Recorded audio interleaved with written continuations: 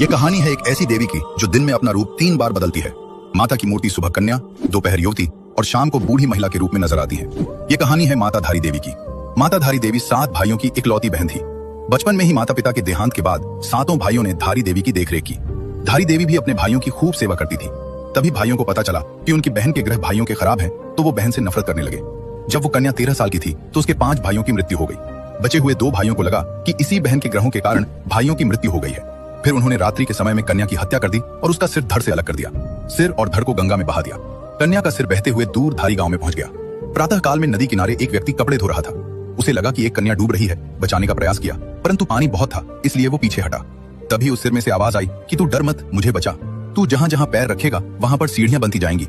उस व्यक्ति ने ऐसा ही किया और सीढ़ियां बनती गईं। जैसे ही उसने कन्या समझकर सिर को उठाया तो कटा सिर देखकर घबरा गया। फिर सिर पर से आवाज आई कि मैं देवी रूप में हूँ, तू मुझे किसी पवित्र स्थान पर पत्थर के ऊपर स्थापित कर दे। व्यक्ति ने वैसा ही किया। तब देवी ने उसे सारी बात बताई और पत्थर में परिवर्तित हो गई। तभी से ही मां धारी देवी की पूजा शुरू हुई। ऐसी मान्यता है कि कन्या के शरीर का बाकी हिस्सा काली मठ में है, जहां माता को मां मैठाणा के रूप में पूजा जाता है। मां धारी देवी को उत्तराखंड की रक्षक भी कहा जाता है। बद्रीनाथ जाने वाले भक्त यहाँ रुककर माता के दर्शन जरूर करते हैं।